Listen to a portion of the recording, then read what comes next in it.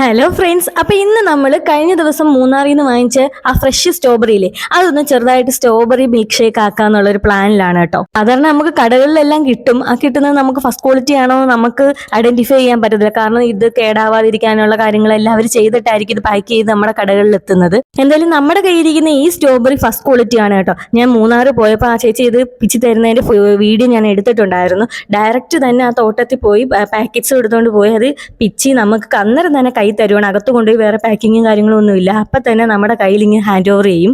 ഇത്രയും fresh strawberry ആയതുകൊണ്ട് തന്നെ നമുക്ക് ഒരുപാട് ദിവസം ഇത് സൂക്ഷിക്കാൻ പറ്റരുത് കേട്ടോ. പെട്ടെന്ന് തന്നെ ചീത്തയായി പോവും. അപ്പം നമ്മൾ ലൈവായിട്ട് പിച്ചിക്കൊണ്ട് വന്ന ഈ സ്ട്രോബെറി ഒന്ന് മിൽക്ക് ഷേക്ക് അടിച്ചുകൊണ്ട് വരാം. എല്ലാവർക്കും അറിയാവുന്ന പോലെ തന്നെയാണ് ഞാനും ഷേക്ക് അടിക്കുന്നത്. അപ്പം നമ്മുടെ സ്ട്രോബെറി ഞാനൊന്ന് കട്ട് ചെയ്തുകൊണ്ട് വന്നിട്ടുണ്ട്. നല്ല മണമൊക്കെ ഉണ്ട് കേട്ടോ. പീസാക്കിയപ്പോഴത്തേക്കും അതിനകത്തുനിന്ന് നല്ല മണമൊക്കെ വരുന്നുണ്ട്. പിന്നെ ഞാൻ കുറച്ച് പഞ്ചസാര ഇട്ടു, കുറച്ച് പിന്നെ വാനില ഐസ്ക്രീം കൂടെ ഞാൻ ചേർത്തിട്ടുണ്ട് കേട്ടോ. അത് നിർബന്ധമൊന്നുമില്ല. ഒത്തിരി വീഡിയോസിലൊക്കെ ചിലവർ ഐസ്ക്രീം ഒക്കെ മിക്സ് ചെയ്ത് ചെയ്യുന്നത് കണ്ടിട്ടുണ്ട്. അതുകൊണ്ട് ഞാൻ ഇട്ടതാ കേട്ടോ, കുറച്ച് ടേസ്റ്റിന് വേണ്ടിയിട്ട്.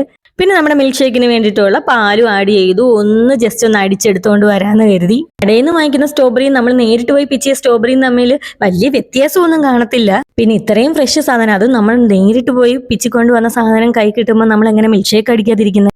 അപ്പൊ ഞാൻ സ്ട്രോബെറി മിൽക്ക് ഷേക്ക് അടിച്ചുകൊണ്ട് വന്നിട്ടുണ്ട്. ഒരു ഭംഗിക്ക് ഒരു പീസ് സ്ട്രോബെറി ഞാൻ ആ ഗ്ലാസിന്റെ മണ്ടയ്ക്ക് വെക്കുകയും ചെയ്തു.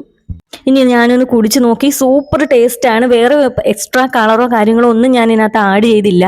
ആ സ്ട്രോബെറിയും പിന്നെ ഐസ്ക്രീം പോലും ഞാൻ വാനിലയാണ് ഇതിനകത്ത് മിക്സ് ചെയ്ത് കേട്ടോ. ഞാൻ ഇതിനിടയ്ക്ക് ആ ഗ്ലാസ്സിൽ വെച്ചിരുന്ന സ്ട്രോബെറി എടുത്ത് കടിച്ചു നോക്കി. അതിനകത്ത് ചെറിയൊരു പുളി ഉണ്ടായിരുന്നു. കാരണം നമ്മൾ അത്ര പഴുത്തതല്ലായിരുന്നു കേട്ടോ. അപ്പോഴേ നമ്മുടെ strawberry milk shake super taste ആയിരുന്നു. അപ്പം നിങ്ങൾ ആരെങ്കിലും ഇതേപോലെ മൂന്നാറിലോ അല്ലെങ്കിൽ ഏതെങ്കിലും സ്ട്രോബെറി തോട്ടത്തിൽ പോകണമെങ്കിൽ മസ്റ്റ് ആയിട്ട് വാങ്ങിക്കണം കേട്ടോ.